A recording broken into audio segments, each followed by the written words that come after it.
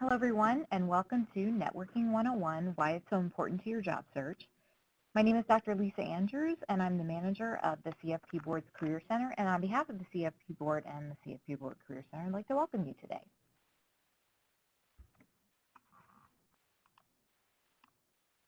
Okay, so we're going to cover in today's webinar networking information, as well as information on the Career Center, its services, and how it can help you in your job search. So what is networking? Networking is a process of building relationships. So think of it as you have a network already, and we're going to talk a little bit about that in a moment. So you have an existing network, and you're really building upon that relationship to take it more to a professional space. You're also building new relationships with those who are not currently in your network, but maybe in someone else's network that you already know. So networking is about building relationships. It's not sort of a one-time interaction with someone and then you never talk to them again. Once someone becomes part of your trusted network, they're always a part of your network, and the relationship will continue to change and grow over time as they become maybe an initial contact to more of a mentor. Now, why is networking even important? First and foremost, it is an excellent way to tap the hidden job market. Now, you may be wondering, what is the hidden job market? The hidden job market is sort of jobs that are not yet posted for public view, but are open and about to be recruited for. And so in other words, these jobs are not yet advertised, but they do exist. The key to access the hidden job market is to find the people who are recruiting for these jobs, make a relationship with them, and then you have no competition. So the job has not yet been advertised, but you're sort of putting yourself forward as a candidate for that job, and you're putting yourself at the very front of the line because no one else knows about that job just yet, but you found out about it through your networking contact that is aware of the job that is going to be posted. Another reason to network is to build mentoring relationships. So everyone in the professional world will probably tell you, yes, I have a mentor or I have multiple mentors that I look up to really help me in my career. And typically this person is outside of their organization. So it's not necessarily a supervisor or a boss or a manager. It's usually someone that's once removed from the organization that you are a part of, but is in the same field and has achieved a greater success than you have so far, and you aspire to the success that they have gained. So they're an advisor to you, they're a counselor to you, they're trying to get you where they are because they're doing their own succession planning as well. So they want to see you succeed and move into the position that they have achieved. Another reason to network is to build relationships that you can draw upon in your professional career. So in financial services, this is especially important because it's about making relationships with people for a lifetime, because you're dealing with issues that will carry well into their retirement and beyond into estate planning. So it's important to build these relationships with other people in the field so that you can turn to them if you are maybe having difficulty with a case that you need advice on, or if they are planned to retire, they could potentially turn clients over to you or something like that. So this is a relationship that you'll have that you'll be able to draw on as you go through your professional career. And last, it increases your visibility in your field, and it's a jumping point for a regional and national presence. So right now you may have a local presence, which means you have a presence in your own firm, but you may not yet be presenting at regional conferences or national conferences or being a guest speaker, being a keynote, and that sort of thing. But as you build your network and more people know about you and you meet more and more people, your visibility in the financial services field is going to increase.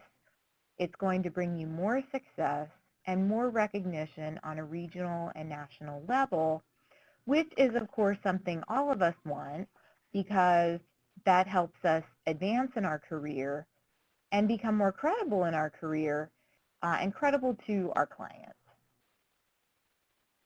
So now we know why to network. Next, we're going to find out who is in your network. And I want you to just sort of take a look at this little graphic here. So you see yourself in blue, and then you see 3 people, and then you see 3 arrows, and 2 to 4 people connecting with those arrows. This is an illustration of your network. So who are these people? First and foremost is your family. Now everyone knows when you were selling Girl Scout cookies, the first people you went to was your immediate family. This was your very first effort at networking. You tapped into your family. Who else did you tap into? Probably your friends. So you sold cookies to your parents and to your relatives, your aunts and uncles, cousins, and also your friends who maybe were not Girl Scouts. Your colleagues. So these are people that you work with or people you know in the industry or people you have worked with in your past. And finally, acquaintances and everyone they know and everyone they know. So this is going back to the graphic. It's definitely who you know, family, friends, colleagues, and acquaintances, and then everyone they know. And it goes even farther than the graphic to everyone they know. Even a third degree of separation is a good connection.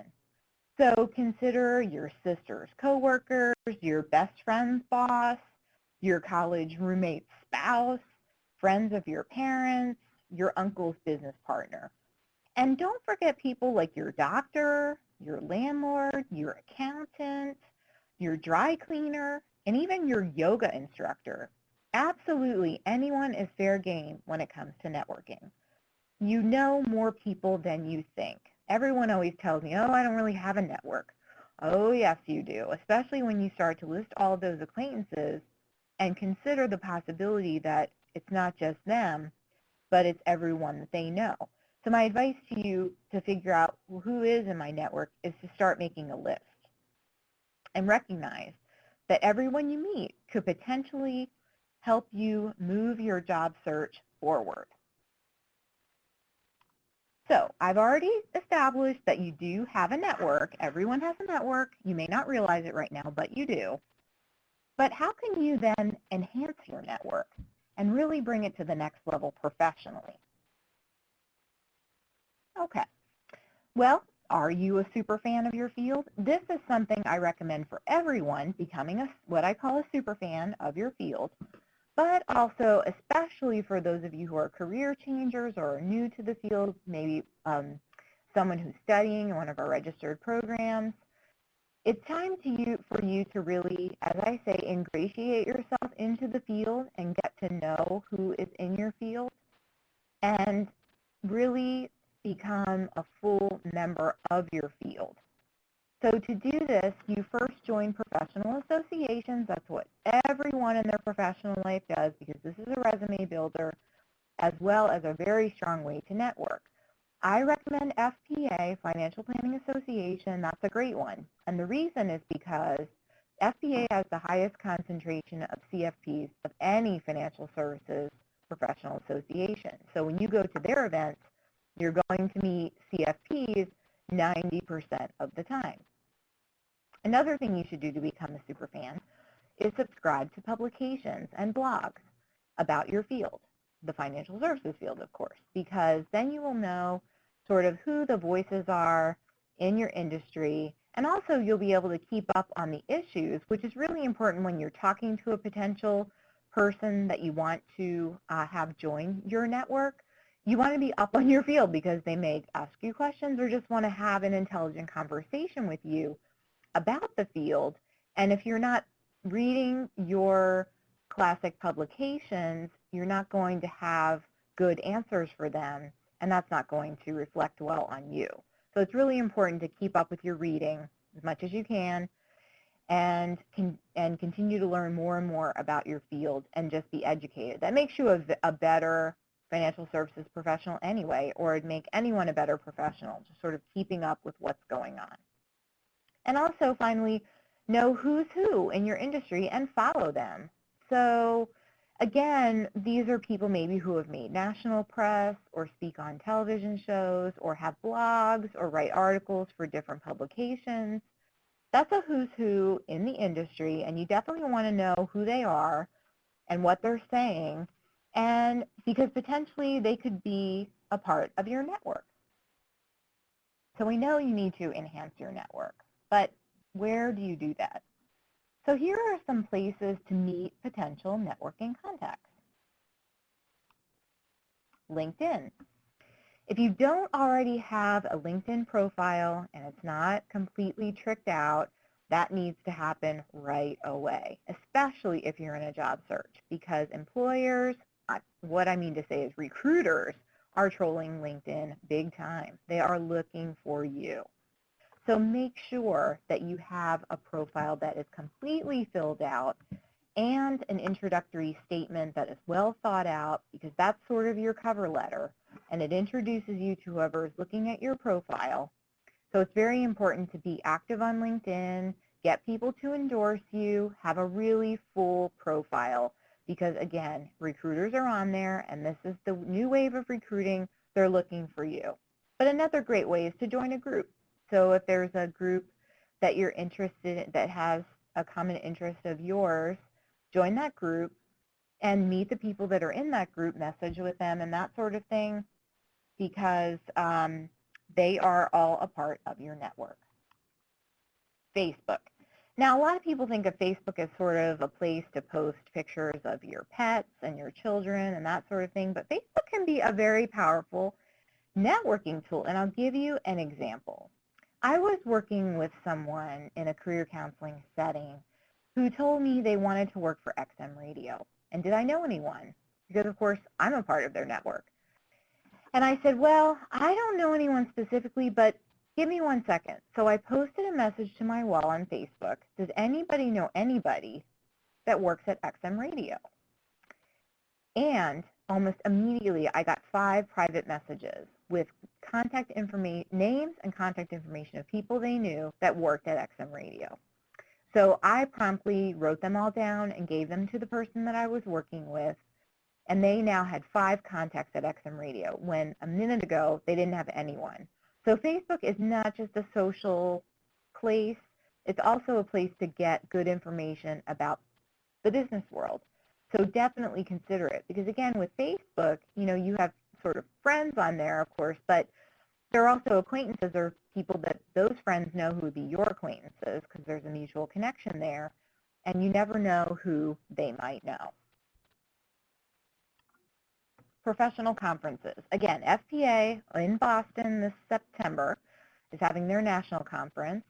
This is a great, and by the way, joining FPA as a student is quite inexpensive, but even if it were a little bit more of an expense, it's a worthy expense that you should incur as a professional in the field. You should be involved with your professional association, so the expense is worth it.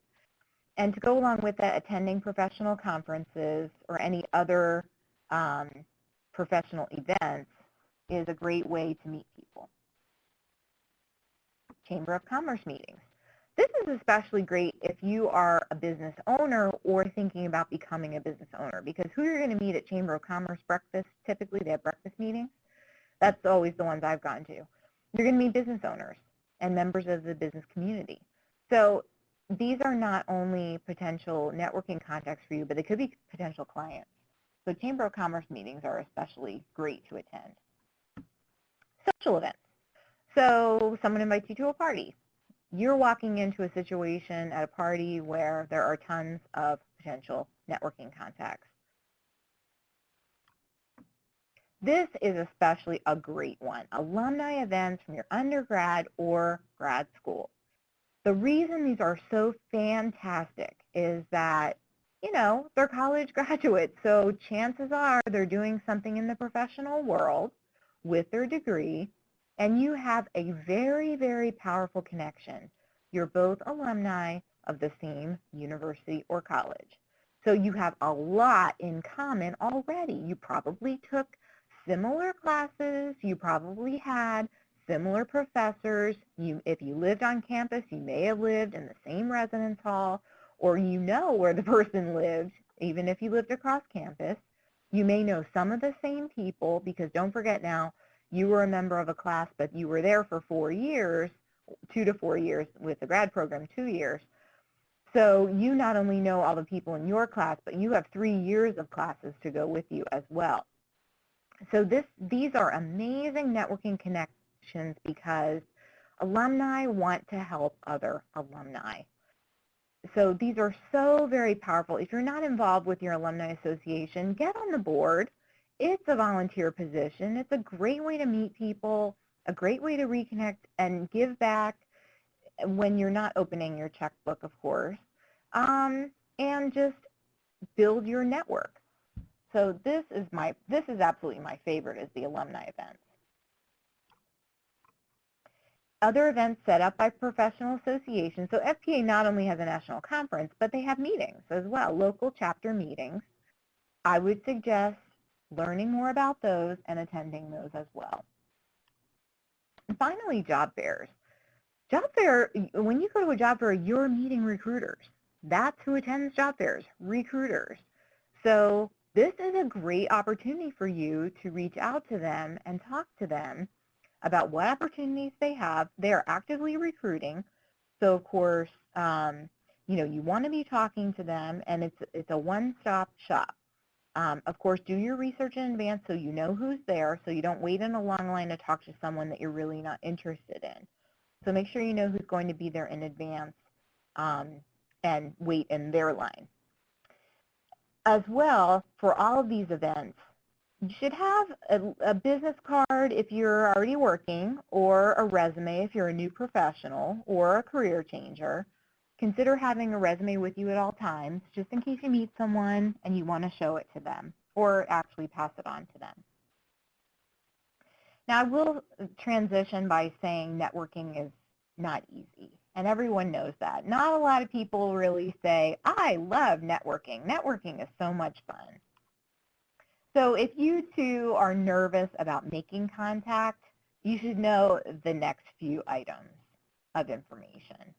First of all, most people are eager to help you.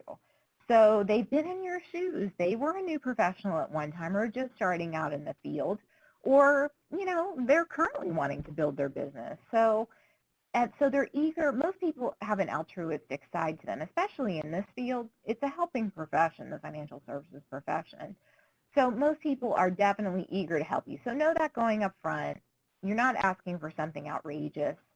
And most people are really willing to help out. People love to give their advice. So ask someone their opinion. They're definitely happy to give it to you. So again, you're not asking for something really outlandish. You just want advice. And people are more than willing to offer that to you. Most people have been in your situation before, and they will empathize with you. So again, everyone's been in your shoes. They've been a participant at a job fair, or they've been new to the profession. Everyone started somewhere. So they're going to have that empathy for you.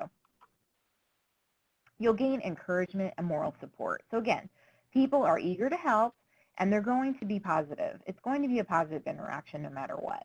So you're going to get a lot of encouragement. You're going to get a lot of moral support. People are just naturally willing to help another professional. And also, this can be fun, reconnecting with old friends and acquaintances, you know, dust off that address book. This is kind of fun. You never know what might happen when you reconnect with someone that you haven't connected with in a long time. Okay, So some personal qualities that will make you an effective networker, because this sort of is a skill, as we indicated in the description of the webinar today. So sort of what makes an effective networker? What does this person look like? They're sincere. So, you're genuinely interested in knowing more about the person that you're talking to and knowing more about your field. You're genuinely interested in the other person. So you really want to find out what they have to offer. You really do want their advice and counsel. Optimism. You have to maintain a positive outlook when you're networking because, again, it isn't easy. It can be a little nerve-wracking, especially when you're approaching a stranger. So, but be positive. A positive attitude is going to carry you far no matter what you do, but especially when you're meeting new people and when you're networking. Enthusiasm. So as you see in the graphic, the people, they're enthusiastic. So, having a positive attitude and an enthusiastic attitude really goes a long way when you're meeting someone else, that you're as excited about being a part of the field as they are being in the field already. Being a team player.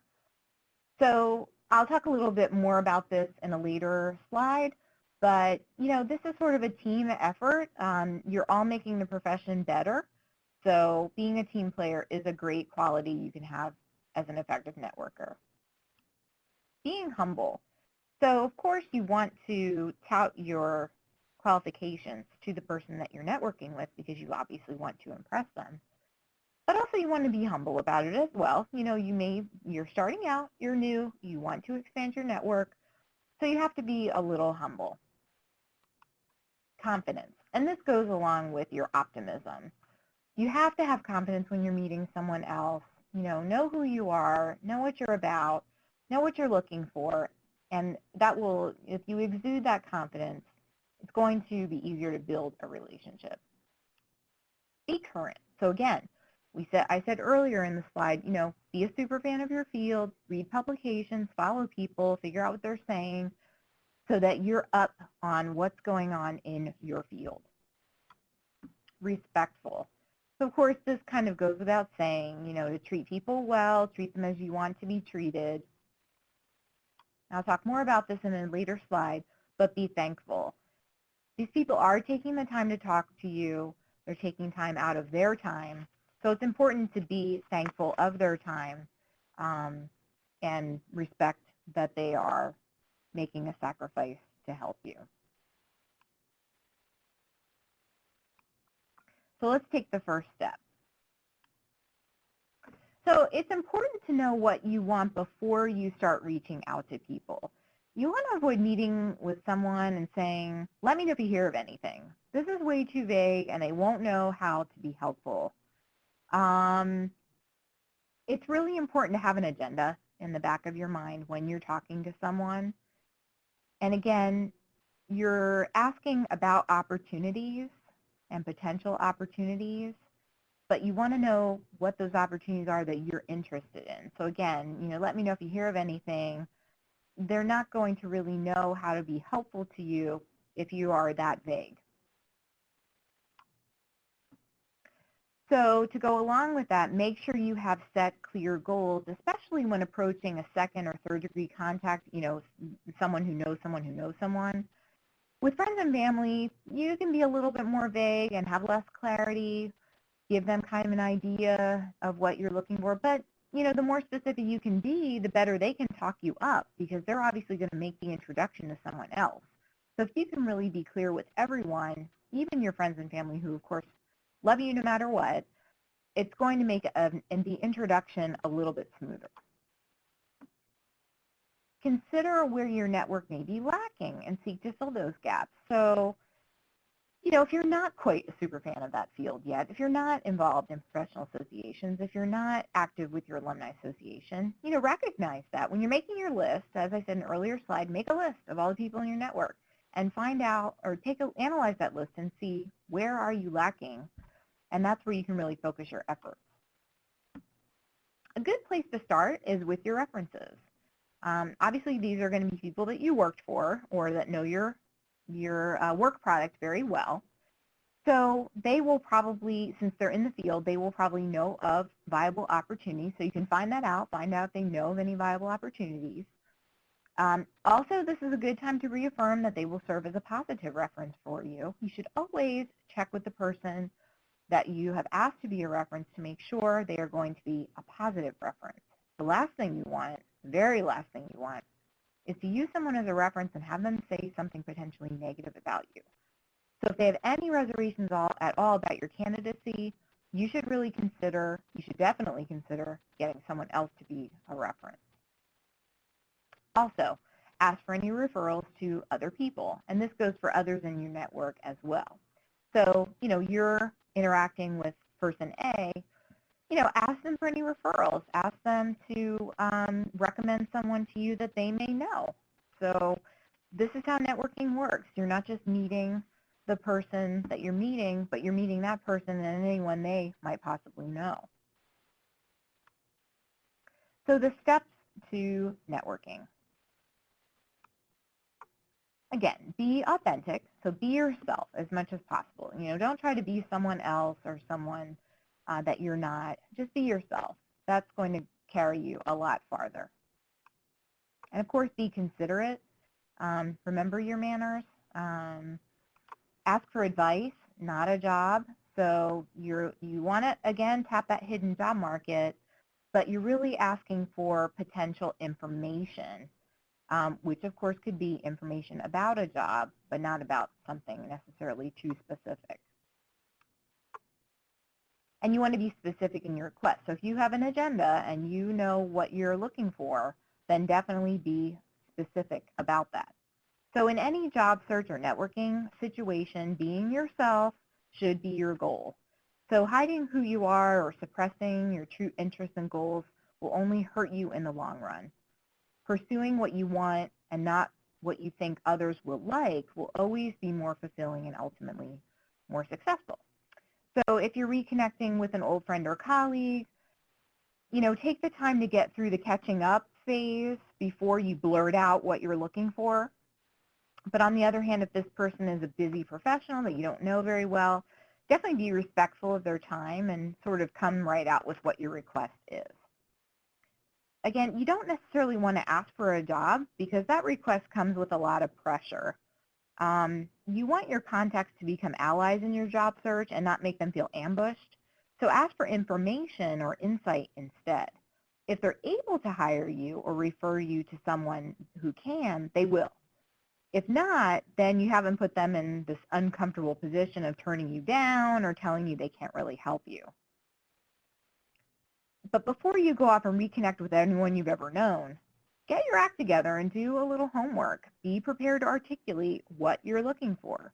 Is it a reference, an insider's take on the industry, a referral, an introduction maybe to someone in the field? And so also be prepared to provide an update on what your qualifications are and your recent accomplishments. Okay. So how do you break the ice? Let's say you're attending an alumni event by yourself and you are not sure who's going to be there. What are some conversation starters? Start with hello. Just be courteous and nice to someone else. Believe it or not, that's a great entree into a conversation. This is why I have the newspaper graphic. You can talk about something that you heard about in the news recently. Something neutral though. I don't know that I would bring up the political debates or something that potentially someone could take a side on. So maybe some sort of odd story about a dog that came back to life after being gone for 4 years or something like that. Something you might have read recently that might be interesting. It's just a good way to get the conversation going. You can issue a compliment. Oh, I really like your tie, or you look really nice tonight, or something like that. Ask for advice. So, you can sort of confide in them and say, I'm new to the field and I'm really looking for a piece of information. I know you're an expert in the field and I'd really like to get your advice on this. If you're at a conference or other professional event, you can discuss a session you attended. So what did you learn maybe from the last session that you attended? Or what did the speaker say that really had an impact on you? That can be a good conversation starter as well. So when you're at a networking event, make sure you arrive early. I know you don't want to be the first one there maybe, but it's important to really get there at the beginning so you can kind of scope out the scene. Approach someone that's standing alone. It may be difficult to join a group that looks like they know each other and they're already in a conversation. So I would approach someone standing alone and strike up a conversation. This is somewhat controversial, but I would avoid alcohol. At a lot of these receptions, there's alcohol. I think it's better if you're in a professional situation, you're job searching, that sort of thing, to kind of keep it neutral. So I would just have club soda or water and keep it at that. Make sure you have a copy of your resume or a business card, so some way that they can get in touch with you. And set a goal for yourself of making more than one contact at that event. 3 to 5 would really be ideal, or more. So you want to definitely set a goal for yourself, but I would say 3 to 5 is a good bellwether, or more than that.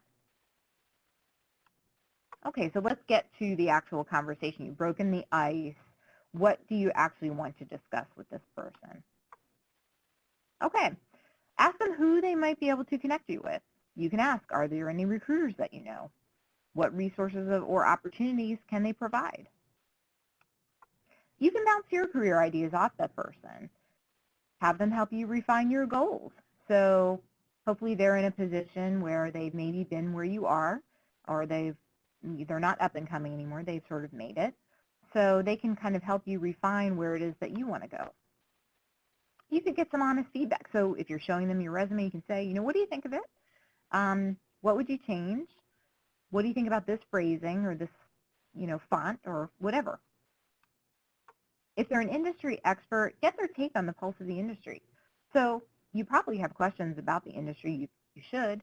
If you've been reading about it, you may be curious about something else, or maybe you read something that they've written and you want to learn more about that. Get their pulse on what's going on. And finally, ask them how they got to where they are.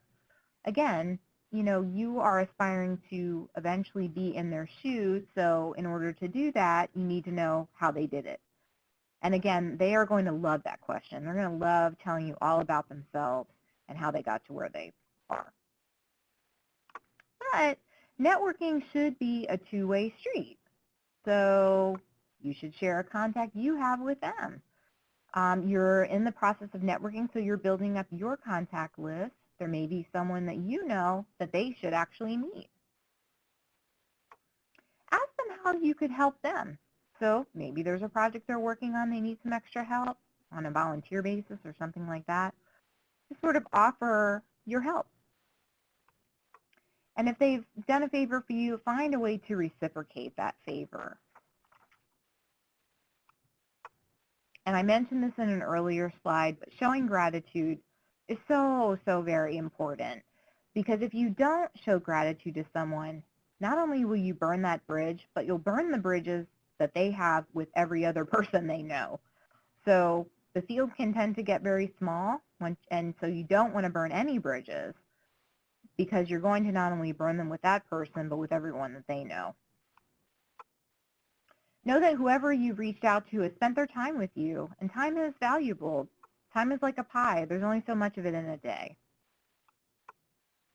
You should show your appreciation by sending a well-worded thank you note. This could also be an email, but a thank you note is pretty special. How many of those do you get in the mail? Mostly it's bills, right, and junk mail. So having a handwritten thank you letter is very much appreciated. Keep them informed of your job status. So, they may have stuck their neck out there for you. So you want to kind of keep them informed, keep the relationship going. And let them know you're willing to assist them in the future. So again, you want to kind of reciprocate and say, thank you, and I'm willing to help you with something, a project that you're working on, or I'm willing to help you find someone that can join your team. So now I want to just sort of end the webinar by giving you some information about the Career Center and how we can help you. What I want to also do is let you know that I'm a part of your network. I network with recruiters.